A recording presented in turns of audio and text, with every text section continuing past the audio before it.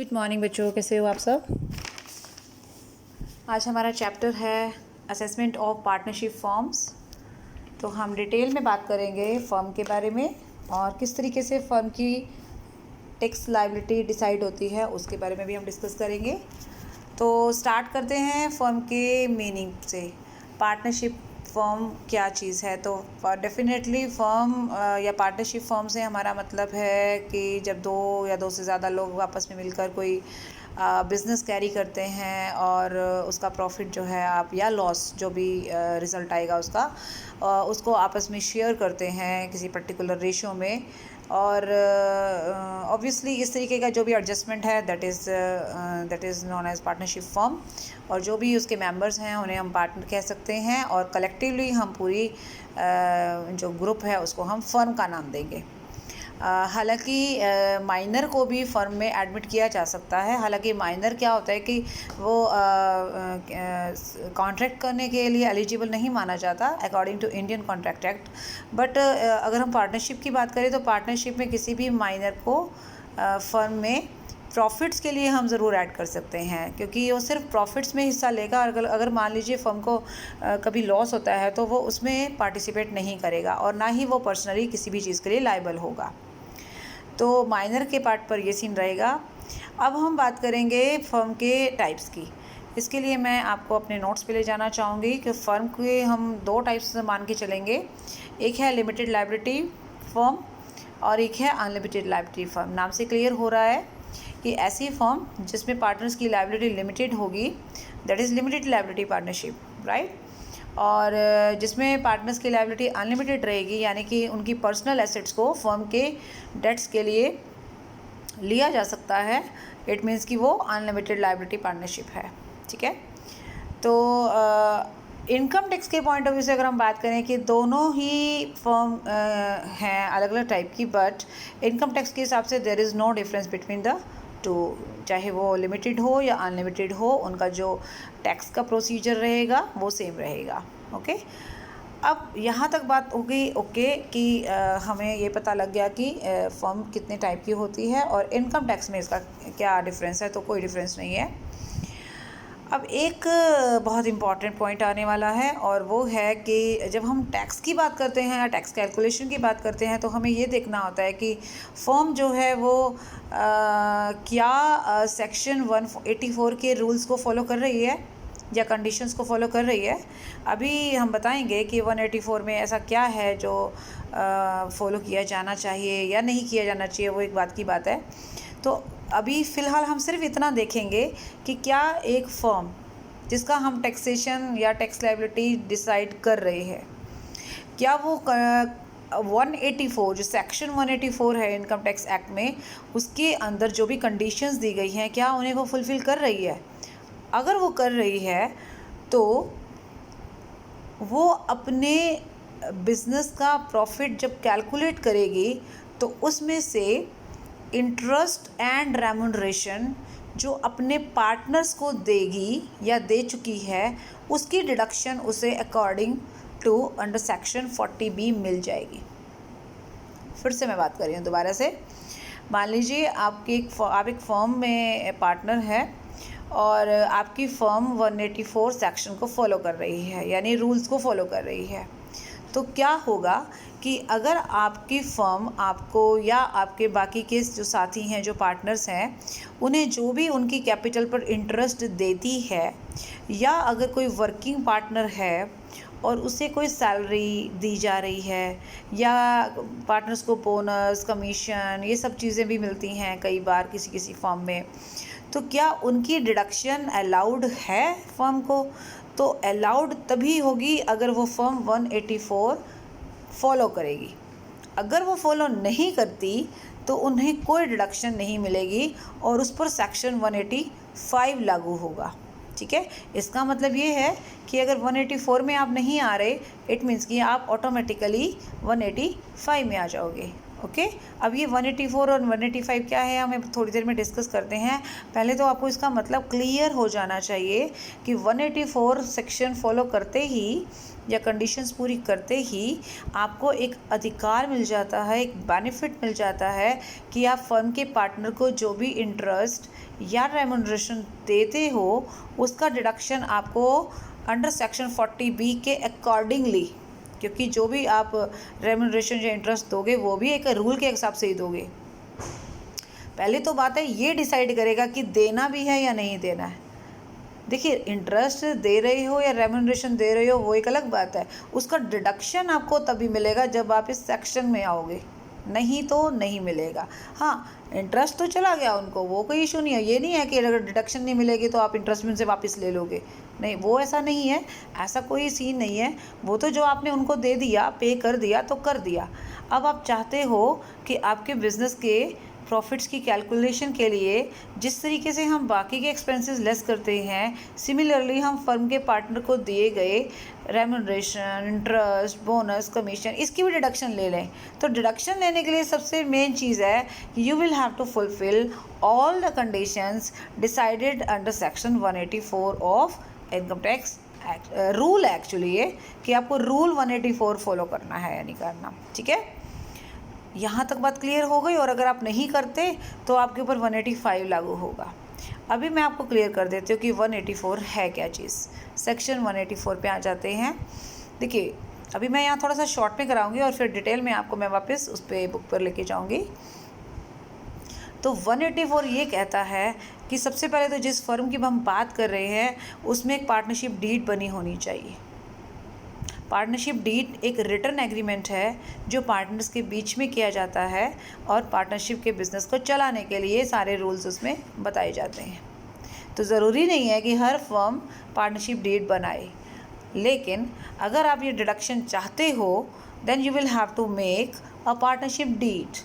Okay partnership deed एक written agreement होता है किसके बीच में, पार्टनर्स के बीच में।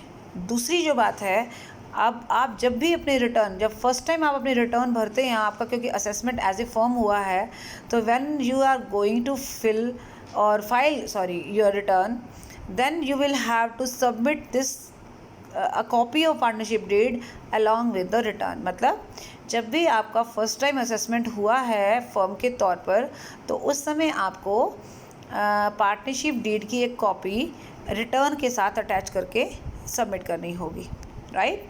तीसरी जो चीज़ है वो है कि मान लीजिए अगर आपके कॉन्स्टिट्यूशन में फर्म में कोई चेंज आता है, मान लीजिए कोई पार्टनर नया आया है या कोई चला गया है या प्रॉफिट शेयरिंग रेशियो में कोई बदलाव आया है, राइट, किसी की डेथ हो गई है, तो इट मीन्स कि कुछ ना कुछ चेंजेस आए हैं। तो उस चेंज को आपको कैसे करके बताओगे, ऑब्वियसली आपको पार्टनरशिप डीड की कॉपी रिवाइज करनी होगी। तो उसके लिए revised copy of partnership deed बनाएंगे एंड देन फिर से उसको आप रिटर्न के साथ अटैच करेंगे, राइट। फोर्थ पॉइंट क्या कह रहा है कि अगर आप रिटर्न फाइल करने में प्रॉब्लम क्रिएट करते हैं, यानी रिटर्न फाइल नहीं करते या टाइम पे नहीं करते, कुछ नोटिस हैं जिनका जवाब आप नहीं देते या आप उनके पूर्ति नहीं करते, मतलब आपको कोई नोटिस आया है डिपार्टमेंट की तरफ से देन आपने उसको एंटरटेन नहीं किया है, इन दैट केस वापस वहीं आ जाएंगे हम, कहाँ पर, यहाँ पर आ जाएंगे कि आपको कोई जो डिडक्शन नहीं मिलेगी। किस चीज़ की डिडक्शन की बात कर रही हूँ मैं बार बार, इंटरेस्ट रेम्युनरेशन जो पार्टनर को दिया गया है उसकी डिडक्शन, ठीक है। और आपके ऊपर सेक्शन 185 लागू होगा जिसके तहत यही दो बातें हैं जो सेक्शन 185 मैंने अभी यहाँ बताया है, आप देख सकते हो, उसमें यही दो चीज़ें हैं। क्या कि एक तो फर्म को कोई डिडक्शन नहीं मिलेगी, कोई का मतलब इंटरेस्ट और रेम्युनरेशन की डिडक्शन जो उन्होंने अपने पार्टनर्स को दिया है उसकी डिडक्शन नहीं मिलेगी, और दूसरी चीज़ जो पार्टनर्स हैं उनको जो ये इंटरेस्ट और रेम्युनरेशन फर्म से मिला है वो उनके हाथ में टैक्सेबल नहीं होगा। अब आप सोच रहे हो कि इसमें फ़ायदा नुकसान है डिपार्टमेंट का, तो फ़ायदा कहाँ है, नहीं कोई नुकसान नहीं है। कारण भाई आपको अगर यहाँ डिडक्शन मिल जाती तो आपके प्रॉफिट्स थोड़े कम हो जाते, देन आपको टैक्स कम पे करना पड़ता, मतलब फर्म को कम पे करना पड़ता। अब अगर आपको यहाँ एक्सपेंसेस के तौर पे यहाँ दिखाए जाने की परमिशन मिल जाती, तो जो पैसा आप एक्सपेंसेस के तौर पे दिखा रहे हो यानी इंटरेस्ट और रेम्यूनरेशन, वही पैसा पार्टनर के लिए इनकम भी तो बन गया ना। जब पार्टनर के लिए वो चीज़ इनकम बन गई तो क्या करती डिपार्टमेंट क्या करता है कि एक तरफ अगर एक चीज़ को खर्चा दिखा रहा है, देन दूसरी तरफ उसको इनकम शो कर रहे हैं, तो टैक्स तो उसके पास जा रहा है। ये मत सोचिए कि टैक्स नहीं जा रहा है, फर्म नहीं दे रही तो पार्टनर दे रहे हैं, और पार्टनर नहीं दे रही तो फर्म देगी, राइट। अभी इस केस में अगर फर्म ये वाली सेक्शन कंप्लीट करती तो फर्म को ये एक्सपेंसेस शो करने की परमिशन मिल जाती, ठीक है। तो उसके बाद क्या होता कि फर्म का टैक्स प्रोपोर्शनेटली कम हो जाता ना, क्योंकि प्रॉफिट्स कम हो जाते। अभी ये जो अमाउंट पार्टनर के पास जाता तो पार्टनर के लिए वो इनकम हो जाता, ठीक है। तो पार्टनर अपने पार्ट पे उसके ऊपर टैक्स भरते। अभी हुआ क्या, यहाँ सारी मामला उल्टा हो गया। अब आपको यानी कि फर्म को तो डिडक्शन नहीं मिलेगी, लेकिन क्योंकि फर्म को डिडक्शन नहीं मिलेगी इसका मतलब फर्म के प्रॉफिट्स तो ज़्यादा दिख रहे हैं, है ना। अब ज़्यादा हैं तो टैक्स भी ज़्यादा देना पड़ेगा। तो इस बार क्या हुआ, पार्टनर तो टैक्स नहीं देगा लेकिन फ़र्म को देना पड़ेगा। अभी हम तो क्या कर रहे हैं ना, हम तो फ़र्म के बारे में बात कर रहे हैं। हम तो ये देख रहे हैं ना कि फ़र्म के ऊपर टैक्स लायबिलिटी क्या है। हम पार्टनर की बात बाद में करेंगे। फिलहाल हम ये देखेंगे कि फ़र्म को क्या नुकसान है। फ़र्म को तो ये नुकसान हो गया ना कि उसको ज़्यादा टैक्स पे करना पड़ा। अगर फर्म को रिडक्शन मिल जाती तो टैक्स उसको कम पे करना पड़ता, ठीक है ना। अब क्योंकि फर्म पे करेगी टैक्स तो पार्टनर नहीं करेंगे, और अगर पार्टनर पे कर रहे हैं तो फर्म पे नहीं करेगी। बात तो एक ही है, सरकार को टैक्स तो जा ही रहा है, ये मत सोचिए कि उनको नहीं जा रहा है। बट ये देख रहे हैं कि यहाँ पर कौन सी पार्टी टैक्स दे रही है, फर्म दे रही है या फर्म के पार्टनर दे रहे हैं। तो ये है आज हमारा इस तरीके का सीन। अब हम वापस उस पर जाएंगे, हम जो हमने स्टार्ट किया था फिर से आ जाएंगे कि पार्टनरशिप का मतलब क्लियर हो गया है। और मैंने आपको बता दिया 2 तरह की पार्टनरशिप होती है, लिमिटेड अनलिमिटेड। और यहाँ देखिए जिस पे हमने अभी इतना सारा डिस्कशन किया है कि फ़र्म जो है वो फुलफ़िल करती है कंडीशन, देन आपको 40B के अंतर्गत डिडक्शन मिल जाएगी। अगर फर्म फुलफ़िल नहीं करती है then you will get no deduction, right, that is not deductible. Okay, assessment of above, जो असेसमेंट के पॉइंट ऑफ व्यू से कोई डिफरेंस नहीं है। Who can be a partner. अब हमारा अगला टॉपिक आता है कि पार्टनर कौन कौन बन सकता है। तो जैसे कि आप जानते हैं कि इनकम टैक्स के हिसाब से या इनकम टैक्स के पॉइंट ऑफ व्यू से there are a lot of persons, जिसमें सबसे पहले अगर मैं इंडिविजुअल की बात करूं तो क्या एक इंडिविजुअल फर्म में पार्टनर बन सकता है? बिल्कुल बन सकता है, डेफिनेटली बन सकता है। बस वो मेजर होना चाहिए, साउंड माइंड का होना चाहिए, यानी कॉन्ट्रैक्ट करने के लायक होना चाहिए। लेकिन क्या हम माइनर को भी तो हम ले रहे हैं ना, लेकिन माइनर को हम बेनिफिट्स के लिए ले रहे हैं, माइनर को प्रॉफिट्स के लिए ले रहे हैं। अगर प्रॉफिट होगा तो माइनर ले लेगा, और अगर लॉस होगा तो माइनर नहीं पार्टिसिपेट करेगा। तो माइनर को इसलिए लिया जाता है क्योंकि माइनर के पास पैसा है, तो उस पैसे का इस्तेमाल आप पार्टनरशिप के लिए कर सकते हो, ठीक है। पार्टनर के तौर पर इतना उसका रोल नहीं होता जितना बाकी के पार्टनर्स का होता है, ठीक है। और किसी भी पार्टनरशिप के लिए अगर आप माइनर को भी ले रहे हो तो माइनर को आप एडमिट करो, बेशक कोई डाउट नहीं है, बट कम से कम 2 एडल्ट पार्टनर्स ज़रूर होने चाहिए, ये रूल है। यानी कि अगर माइनर को भी लेना चाहते हो it's not a big deal, but there should be at least 2 adult partners in that partnership firm. मतलब माइनर के अलावा 2 एडल्ट पार्टनर होने चाहिए। दूसरी चीज़ आ रही है हिंदू अनडिवाइडेड फैमिली पे। क्या ये HUF किसी फर्म में पार्टनर बन सकती है? नहीं, HUF किसी भी फर्म में पार्टनर नहीं बन सकती। मतलब पूरा का पूरा परिवार, एक्चुअली हम उसको एक फैमिली के तौर पे देख रहे हैं ना, ठीक है। तो फैमिली किसी फर्म में पार्टनर नहीं बन सकती। हाँ, फैमिली का जो मैनेजर है, मतलब कर्ता, या फैमिली का कोई मेंबर, वो पार्टनर बन सकता है। किसके बिहाफ पर? On behalf of family. Family के बिहाफ पर बन सकता है, बट फैमिली नहीं बन सकती। आप फैमिली के सभी लोग, चाहे वो कर्ता हो या दूसरे लोग, वो भी मिलकर कोई पार्टनरशिप फर्म खोल सकते हैं, लेकिन वो फैमिली से बिल्कुल उसका मतलब अलग होगा, सेपरेट होगा, ठीक है। तो इसके अलावा एक चीज़ और, जो फैमिली का पर्सन है या फैमिली का जो मेंबर है, अगर वो किसी और के साथ पार्टनरशिप करता है तो याद रखिए, जो मान लीजिए क्रेडिटर के नौबत आती है, जब कोई क्रेडिटर का सीन रहेगा तो जो फर्म के क्रेडिटर होंगे उनको ये राइट होगा कि वो फर्म के डेट्स के लिए उस फैमिली की एसेट्स को ले सकते हैं।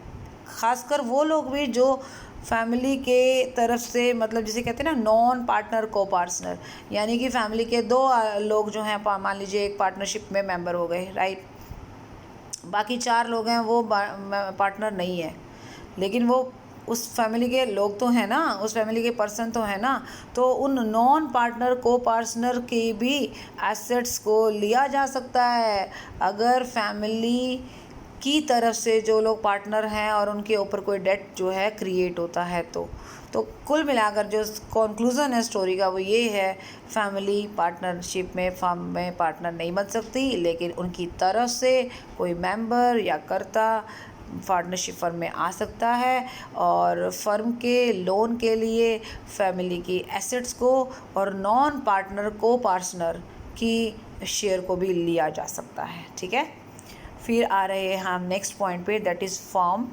तो फर्म की बात हम करें तो एक फर्म दूसरी फर्म में पार्टनर बन सकती है? बिल्कुल नहीं। एक फर्म दूसरी फर्म में पार्टनर इसलिए नहीं बन सकती क्योंकि उस फर्म का अपने पार्टनर से कोई इंडिविजुअल एक्सिस्टेंस नहीं है। फर्म के पार्टनर और फर्म जो है एक माने जाते हैं, उनका अलग अलग अस्तित्व नहीं होता, राइट। जैसे कंपनी का तो क्या होता है, सेपरेट एग्जिस्टेंस होता है अपने शेयर होल्डर से, राइट। अब शेयर होल्डर्स आ रहे हैं जा रहे हैं, क्या कोई फ़र्क पड़ता है कंपनी पर? नहीं पड़ता। पार्टनरशिप फर्म में तो एक चला गया तो एक बार में कॉन्स्टिट्यूशन चेंज हो जाएगा, बंद भी हो सकती है पार्टनरशिप, राइट। कोई डेथ हो गई है, इंसॉल्वेंसी हो गई है तो पार्टनरशिप डिसॉल्व हो सकती है, बट क्या कंपनी के ऊपर ऐसा कोई फ़र्क पड़ता है? नहीं पड़ता। इसीलिए कहा जाता है कि जब आपकी इंडिविजुअल एंटिटी हो तभी आप बन सकते हो, अगर आप इंडिविजुअल एंटिटी नहीं है तो आप पार्टनरशिप में नहीं जा सकते। अभी एक फ़र्म की अपनी इंडिविजुअल एंटिटी तो नहीं है ना, वो तो अपने मेंबर के साथ जुड़ी हुई है, ठीक है। तो ये ध्यान रखना। हाँ, एक फ़र्म में मान लीजिए 3 पार्टनर हैं, दूसरी फर्म में मान लीजिए 4 पार्टनर है, तो वो 4 और 3 साथ मिलकर एक नई फर्म ज़रूर बना सकते हैं, उसमें कोई प्रॉब्लम नहीं है। बट क्योंकि वो अपनी इंडिविजुअल कैपेसिटी में आ रहे हैं, वो फर्म के बिहाफ पर नहीं आ रहे हैं, वो अपनी इंडिविजुअल कैपेसिटी में आ रहे हैं, ठीक है। कंपनी की बात मैंने बताई दी कि लीगल उसका पोजीशन अलग से एग्जिस्टेंस है अपने शेयर होल्डर से और लीगल एंटिटी है, इसीलिए कंपनी को ये अधिकार है कि वो किसी भी फर्म में पार्टनर बन सकती है। ट्रस्ट भी यही कि उसका अलग अस्तित्व होता है, इसलिए वो भी पार्टनरशिप फर्म में एंटर कर सकती हैं। तो आपने देखा कि कौन कौन लोग एंटर कर सकते हैं, कौन कौन पार्टनर बन सकते हैं, कौन कौन नहीं बन सकते। अब हम असेसमेंट ऑफ फर्म पे आते हैं, तो यहाँ पर आ जाते हैं वापस फिर उसी बात पर। सेक्शन 184 क्या कहता है, वहाँ पर मैंने आपको थोड़ा शॉर्ट में बोला था, यहाँ हम थोड़ा सा डिटेल में कर लेते हैं कि सबसे पहले तो एक फ़र्म को असेस करेंगे फ़र्म की तरह ही, अगर कंडीशन क्या है, पार्टनरशिप जो है वो आपकी होनी चाहिए। इसको हम एविडेंस भी बोलते हैं, मतलब पार्टनरशिप डीड जो है ना उसको हम एक एविडेंस बोलते हैं, एक इंस्ट्रूमेंट बोलते हैं। अभी पार्टनरशिप डीड एक एविडेंस, एक इंस्ट्रूमेंट है जो एक प्रूफ है, बताता है कि हाँ पार्टनरशिप है। दूसरी बात, उनके इंडिविजुअल शेयर्स जो हैं वो क्लियर होने चाहिए। ये पॉइंट हमने वहाँ पे नहीं लिखा था, तो यहाँ पे आप देख सकते हो कि पार्टनरशिप डीड में सभी पर्सन के जो भी पार्टनर हैं उनके शेयर्स जो हैं वो दिखने चाहिए कि हाँ एक पर्सन का इतना शेयर है, मतलब उसको प्रॉफिट में ये हिस्सा मिलेगा। फिर वो अगला पॉइंट कि अगर आप जब भी आपका पहली बार असेसमेंट हुआ है as a firm, then you will have to submit a copy of partnership deed along with return, ठीक है। और सर्टिफाइड कॉपी होनी चाहिए, मतलब ऑब्वियसली वेरीफाइड होनी चाहिए कि हाँ जो आप दे रहे हो वो ऑथेंटिक होना चाहिए। और उसके बाद हर बार जब एक बार फर्म की तरह असेस हो जाती है, देन हर बार उसका हर ईयर में, अगले आने वाले सभी ईयर्स में फर्म की तरह ही असेसमेंट होगा। लेकिन अगर आपके फर्म में कोई चेंज आता है, देन आपको रिवाइज्ड पार्टनरशिप डीड दिखानी होगी और उसको अलोंग विद रिटर्न सबमिट करना होगा, ठीक है। ये 4 चीज़ें आपने क्लियर कर ली। अब मान लीजिए 5वें में आके कंक्लूज़न आ जाता है कि अगर मान लीजिए फर्म के पार्ट पर कोई गलती हो गई है, क्या कैसी गलती कि आपने रिटर्न टाइम पे नहीं भरी या आपने कुछ नोटिस का जवाब नहीं दिया, जैसे 142 में आया है, 143 में आया है कोई नोटिस, देन आपको क्या करना होगा? देन आपको वही करना होगा ए और बी, वही ए और बी है जो यहाँ पर लागू हो रहे हैं। मतलब 185 में जो होना है ना, 185 में जो होगा वही यहाँ पर लागू हो जाएगा अगर आप ये गड़बड़ करते हो। तो क्या क्या गड़बड़ करते हैं वो मैंने आपको बता दिया कि आप रिटर्न नहीं भरते हैं या फिर आप नोटिस का जवाब नहीं देते हैं, तो आपको एक तो कोई डिडक्शन नहीं मिलेगी। कौन सी डिडक्शन? जियो इंटरेस्ट और रेमुनरेशन की है। दूसरी बात, आपको जो इंटरेस्ट, सैलरी, बोनस, कमीशन और रेमुनरेशन जो मिला, किसको मिला? पार्टनर को। That is not chargeable to tax in the hands of partner. कारण क्योंकि ऑलरेडी फर्म ने अब उस पर टैक्स देना पड़ेगा। कारण क्योंकि उनको तो वो डिडक्शन मिली ही नहीं, तो इसलिए फर्म उस पर टैक्स देगी। अब फर्म अगर टैक्स दे रही है तो फिर पार्टनर टैक्स नहीं देंगे। ठीक है। अब सेक्शन 185 क्या कहता है? 185 कहता है कि अगर आपके ऊपर 184 लागू नहीं होता, इट मीन्स कि ऑटोमेटिकली आप 185 में आ जाते हो। और 185 में आने के बाद क्या क्या सीन रहेगा? ये लास्ट की दोनों पॉइंट बिल्कुल सेम है जो मैंने ये ए और बी करवाए हैं, एक भी पॉइंट पे कहीं डिफरेंस नहीं है। ठीक है। सिर्फ फर्स्ट पॉइंट पे वही कह रहा है कि जब firm where a firm does not comply with the provisions of section 184। Clear हो गया? फॉर एनी असेसमेंट ईयर, अगर एक फर्म 184 की कंडीशन पूरी नहीं करते तो फर्म की असेसमेंट तो फर्म की तरह ही होगा, बट आपको ये चीज़ें नहीं अवेलेबल होंगी, मतलब डिडक्शन आपको नहीं मिलेगी। ठीक है। तो ये आज का हमारा सीन था, इसमें हमने आपको सारी क्लियर कर दी। यहाँ से आपको कुछ सारी बातें आपको पता लग रही होंगी। सेक्शन 184 क्या सीन था, सेक्शन 185 क्या चीज़ है। तो इस वीडियो में इतना ही। नेक्स्ट वीडियो में हम डिसाइड करेंगे किस तरीके से हम फर्म के प्रॉफिट्स को कैलकुलेट करें और किस तरीके से हम उसका टैक्स कैलकुलेट करें। Thank you so much. Bye bye, take care.